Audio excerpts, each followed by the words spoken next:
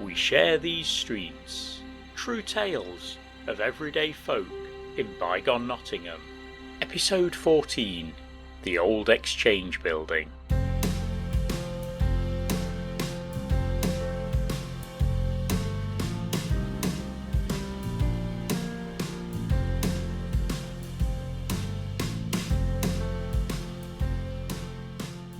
The council house in Nottingham's Old Market Square is an icon of the city. Ask anyone from a child to professional graphic designer to create an image reflecting Nottingham, and the piece will almost inevitably feature a dome and cupola, 8 columns, and 2 stone lions. Despite being such a fixture, the council house has stood upon the site for less than 100 years. In this episode we're going to go back in time and explore what stood upon the spot in decades past. Circa 1550.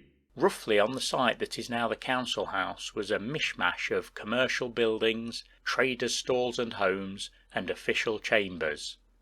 The stalls were called the Old Shambles and the New Shambles, and consisted of around 60 or 70 butchers' stalls. Above the shambles was a large room suspended on columns, the western end of which overlooked the marketplace. From here official proclamations were made concerning news of the day and fair opening ceremonies. The southwest corner of this complex in modern terms would be somewhere near the Right Lion, and in that corner was a large room known as the Spice Chamber. Here the town officials such as the mayor and sheriffs would assemble before walking the market. The town steward or his deputy remained here on market days and conducted official business. The rest of the Spice Chamber housed tradesmen's shops. There are references in the borough records to a courthouse and apartments over the Spice Chamber. 1724 to 26. A new building that came to be known as the New Change was built in Nottingham Marketplace, replacing the previous shambles and the rooms above it, though in part it simply contained the old structures.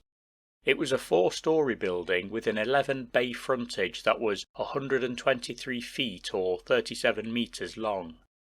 It had been designed by the mayor, Marmaduke Purnell, and the corporation officers moved there from Nottingham Guildhall.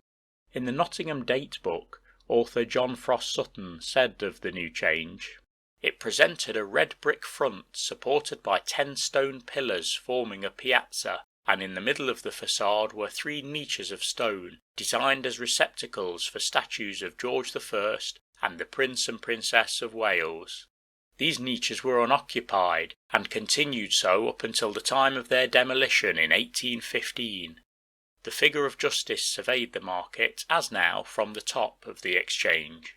1728. A clockmaker named James Woolley from Codnor in Derbyshire gifted a clock to the corporation for the New Change building, and was made an honorary burgess of Nottingham by way of thanks.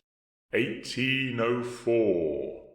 There was a very real worry that Napoleon Bonaparte could invade Britain, and so it was decided that an ample quantity of gunpowder and firearms should be stored at the exchange. 1814 to 15. The New Change was reconstructed at a cost of £14,000 under the direction of Messrs Adams and Wyatt. The modern equivalent of that figure would be approximately £804,000.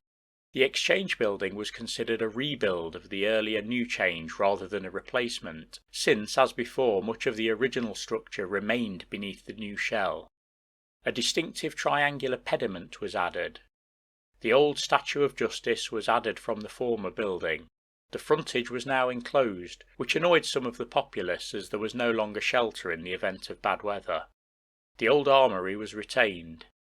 The new building incorporated a police office, a public weighing house, a urinal, and no fewer than 5 pubs, the Feather Tavern facing the marketplace, Killingly's Vaults and the Shoulder of Mutton on Smithy Row, the Black's Head on the corner of Smithy Row and High Street, which in 2021 is a bank building, and the Henry Kirk White on Cheapside. The latter was named after a poet who had been born almost on the spot in 1785. The pub was amongst the collection of about 70 butcher stalls, known as the Shambles, in honour of the stalls the New Change had replaced. Henry Kirkwhite's father was a successful butcher, and in the tradition of the day it was presumed Henry would follow suit. The youngster, though, was more attracted to scholastic pursuits, and excelled at Latin and Greek. Legend has it that at the age of 7 he gave secret reading lessons to a family servant.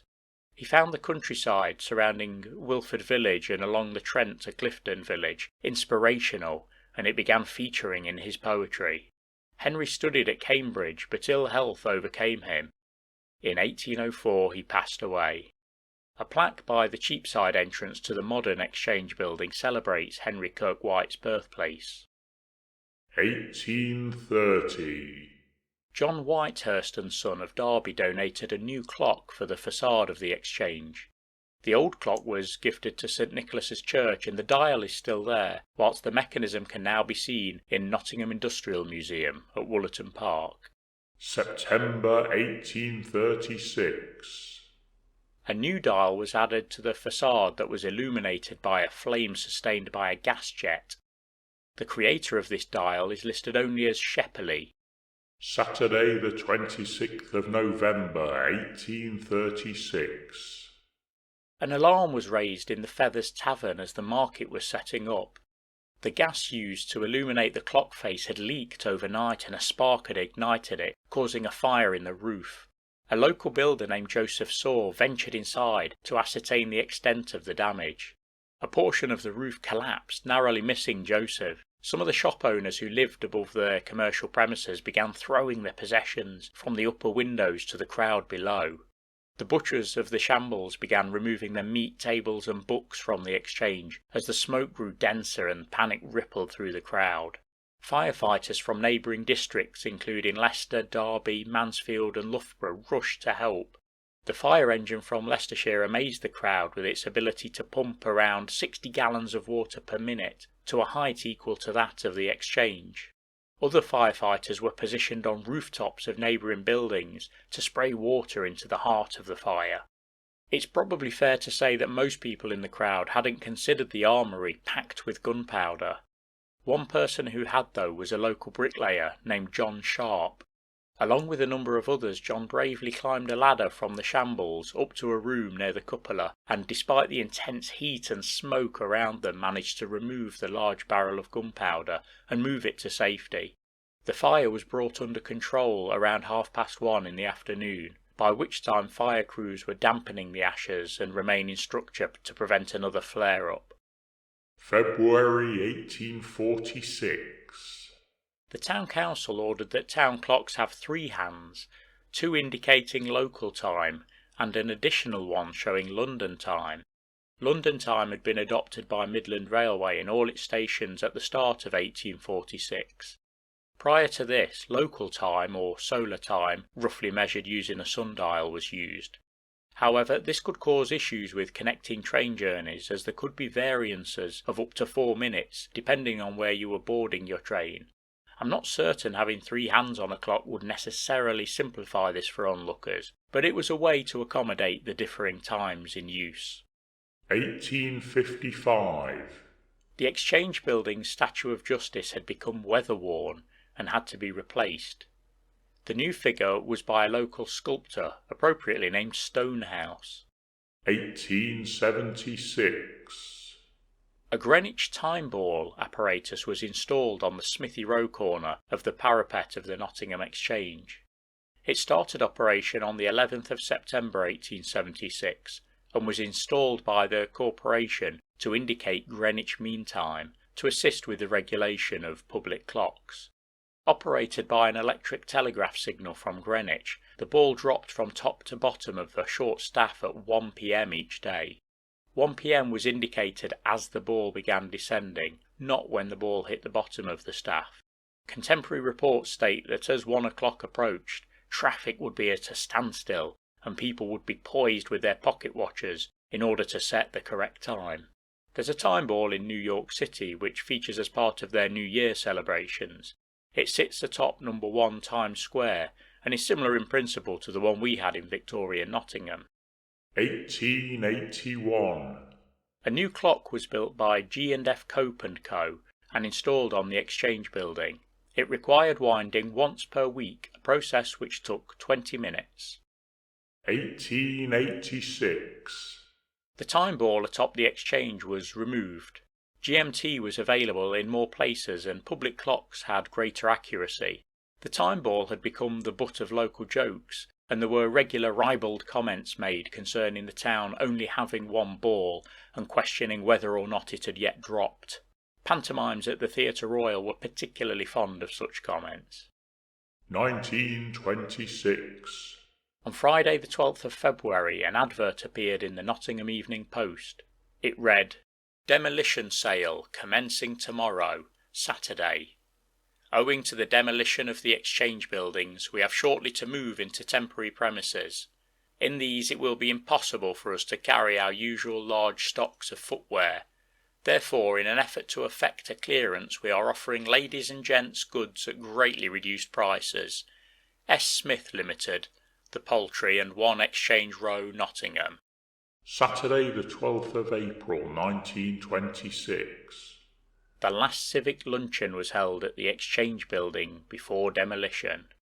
Monday the 31st of May 1926. Demolition officially commenced on the Exchange. In June the butchers of the Shambles relocated to new premises at Chapel Bar. The new site was described as 18 light and airy shops underneath a glass roof.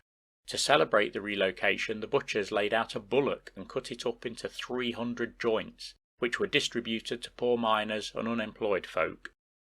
9th of July 1926. The Nottingham Journal featured an article with the headline, "Grim Relics in the Old Exchange Building. Old-time prison cells. Exchange secret revealed." At this time the exchange buildings were mid-demolition and the old town hall, the new change, was visible to the public. The journal said, "Much of the inner structure of the old town hall now stands gaunt and bare, giving us a short-lived look at what was once the old town prison." The demolition had revealed cells previously holding prisoners. The cells were tiny, allowing approximately 2 paces and a turn. The seating was a stone slab that the journal said a small dog might just curl up on. These seats were quite high, forcing the inmates to sit in a semi-standing position. The journal continued, "An ugly feature of one condemned cell was a large trapdoor in the floor, giving a drop to the cell beneath with remnants of a gibbet overhead. This suggests that the lesser criminals condemned to death were switched off within the precincts of the town hall." 1927. On Friday the 9th of September, the Nottingham Evening Post ran an article entitled "Rat-Infested Shambles." It centred around the claim by a Mr. T. Mackley that 17,000 rats had been killed within the shambles during demolition. On the 13th of September, the Nottingham Journal featured an article entitled "The Exchange Rats." It states that thousands of baits were laid while the old exchange buildings were being demolished. It estimates quite a number of rats may have taken poison to their homes and been destroyed there. The largest number killed in 1 week had been 200. It mentions that the idea had been considered of gassing the rats, but their runs were apparently known to be so extensive that the idea would be impractical. The article stated, "A Ministry of Health expert who visited the city in connection with the problem expressed the opinion that in an ancient city such as Nottingham, where there are so many rats, it was impossible to exterminate them." Also in 1927, the 1881 clock was moved to St Helen's Church in Trowell. It was dismantled by its creators, C&F Cope & Co. The council house we know today has stood on the site just over 90 years at the time of recording. The previous building, if we consider the new change and the exchange building to be one structure, lasted about 200 years. Long before that it was already a place of trade and officialdom. The future of trade and retail are currently uncertain, and only time will tell if the long tradition of the site's usage will continue for another century.